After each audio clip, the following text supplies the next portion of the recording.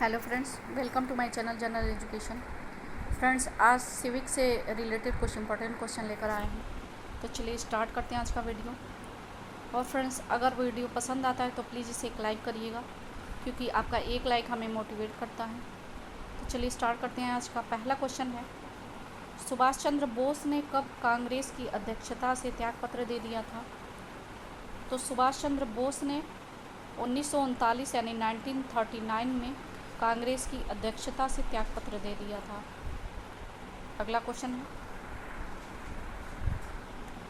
स्वतंत्रता संग्राम में गांधी जी ने किसान आंदोलन कहाँ से प्रारंभ किया था? तो स्वतंत्रता संग्राम में गांधी जी ने किसान आंदोलन चंपारण से प्रारंभ किया था। अगला क्वेश्चन है, 1935 के भारत सरकार अधिनियम किस निर्णय से संबंधित है? तो 1935 के भारत सरकार अधिनियम प्रांतीय स्वायत्तता के निर्णय से संबंधित है। अगला क्वेश्चन देखते हैं, 1905 में सर्वेंट्स ऑफ इंडिया सोसाइटी को किसने प्रारंभ किया था? तो 1905 में सर्वेंट्स ऑफ इंडिया सोसाइटी को गोपाल कृष्ण गोखले ने प्रारंभ किया था। अगला क्वेश्चन देखते हैं, दिल्ली चलो यह नारा किसने दिया था? तो दिल्ली चलो यह नारा दिया था एस.सी. बोस ने। अगला क्वेश्चन देखते हैं, किस कांड के कारण असहयोग आंदोलन बंद करना पड़ा था? तो किस कांड के कारण असहयोग आंदोलन बंद करना पड़ा था? तो इसका राइट आंसर है चौरी चौरा कांड। चौरी चौरा कांड के कारण असहयोग आंदोलन को बंद करना पड़ा था। अगला क्वेश्चन है, भारतीय राष्ट्रीय कांग्रेस की प्रथम महिला अध्यक्ष कौन थी? तो भारतीय राष्ट्रीय कांग्रेस की प्रथम महिला अध्यक्ष थी एनी बेसेंट। अगला क्वेश्चन है, भारतीय राजनीतिक व्यवस्था की विशेषता है? तो भारतीय राजनीतिक व्यवस्था की विशेषता है कि जाति, धर्म और राष्ट्रीय हित। अगला क्वेश्चन है, निम्नलिखित में से कौन भारतीय संविधान में समवर्ती सूची में रखा गया है? तो इनमें से भारतीय संविधान में समवर्ती सूची में रखा गया है वह है जनसंख्या नियोजन तथा परिवार नियोजन। अगला क्वेश्चन देखते हैं,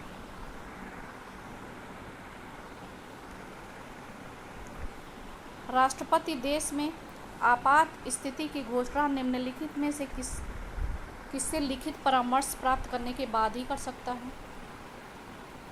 तो राष्ट्रपति देश में आपात स्थिति की घोषणा संघीय मंत्रिमंडल के लिखित परामर्श के प्राप्त करने के बाद ही कर सकता है। अगला क्वेश्चन है,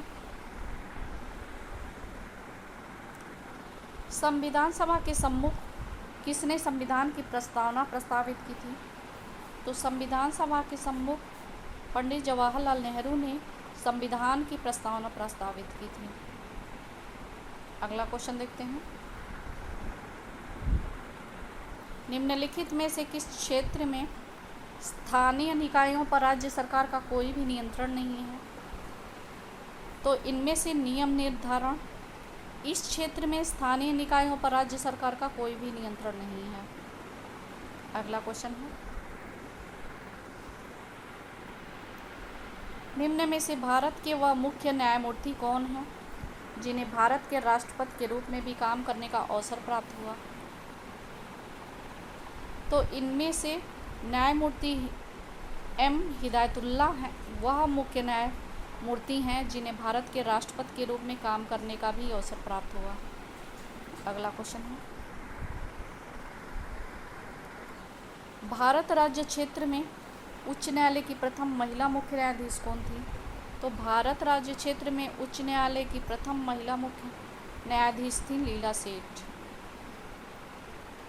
और लीला सेठ इसके पहले दिल्ली उच्च न्यायालय की 1978 में न्यायाधीश भी बन चुकी थी। ठीक है। अगला क्वेश्चन है, उच्च न्यायालय जिसे पहली महिला मुख्य न्यायाधीश प्राप्त होने का गौरव प्राप्त है? तो वह कौन सा उच्च न्यायालय है जिसे पहली महिला मुख्य न्यायाधीश प्राप्त होने का गौरव प्राप्त है? तो इसका राइट आंसर है हिमाचल प्रदेश उच्च न्यायालय। अगला क्वेश्चन है, भारत के उच्चतम न्यायालय की स्थापना की गई थी, यानी किसके द्वारा की गई थी? तो भारत के उच्चतम न्यायालय की स्थापना संविधान के द्वारा की गई थी। अगला क्वेश्चन है,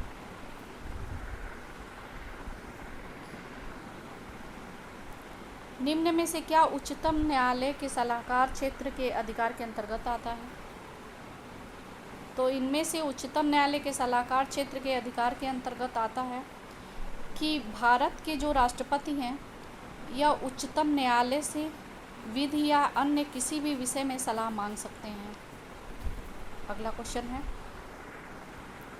भारतीय संविधान का अंतिम व्याख्याकार है? तो भारतीय संविधान का अंतिम व्याख्याकार है सर्वोच्च न्यायालय। अगला क्वेश्चन है, भारत के उच्चतम न्यायालय को प्राप्त है? तो भारत के उच्चतम न्यायालय को प्राप्त है मूल अपीली और परामर्शदायी अधिकार क्षेत्र। अगला क्वेश्चन है, कोलकाता में सुप्रीम कोर्ट की स्थापना किस रेगुलेटिंग एक्ट के द्वारा किया गया था? तो कोलकाता में सुप्रीम कोर्ट की स्थापना रेगुलेटिंग एक्ट 1773 यानी 1773 एक्ट के द्वारा किया गया था। अगला क्वेश्चन है, इनमें से कौन उच्चतम और उच्च न्यायालय दोनों के क्षेत्राधिकार के अंतर्गत आता है? तो इनमें से मूल अधिकारों का जो संरक्षण है यह उच्चतम और उच्च न्यायालय दोनों के क्षेत्राधिकार के अंतर्गत आता है। अगला क्वेश्चन है, किसी अधिनियमित संविधान का सबसे पहला उदाहरण है? तो किसी अधिनियमित संविधान का सबसे पहला उदाहरण है अमेरिकी संविधान। अगला क्वेश्चन है, विदेशों को भेजे जाने वाले विभिन्न संसदीय प्रदेश समिति प्रतिनिधि मंडलों के लिए व्यक्तियों का नामांकन निम्नलिखित में से कौन करता है? तो विदेशों को भेजे जाने वाले जो विभिन्न संसदीय प्रदेश प्रतिनिधि मंडलों के लिए व्यक्तियों का नामांकन लोकसभा के अध्यक्ष करते हैं। तो राइट आंसर ऑप्शन बी है। अगला क्वेश्चन देखते हैं, निम्नलिखित में से उच्चतम न्यायालय की सबसे पहली महिला न्यायाधीश कौन थी? तो निम्नलिखित में से उच्चतम न्यायालय की सबसे पहली महिला न्यायाधीश थी सुनंदा भंडारे। अगला क्वेश्चन है, भाषाई आधार पर भारत में सर्वप्रथम किस राज्य का निर्माण हुआ था? तो भाषाई आधार पर भारत में सर्वप्रथम आंध्र प्रदेश राज्य का निर्माण हुआ था। अगला क्वेश्चन है, उपराष्ट्रपति के चुनाव संबंधी विवादों को कौन हल करता है? तो राष्ट्रपति के चुनाव संबंधी विवादों को सर्वोच्च न्यायालय हल करता है। चलिए नेक्स्ट और लास्ट क्वेश्चन देखते हैं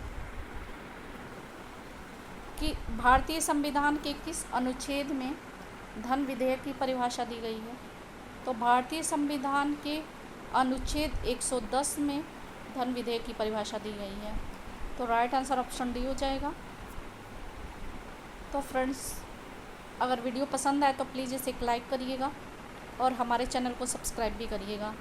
और वीडियो देखने के लिए थैंक यू वेरी मच।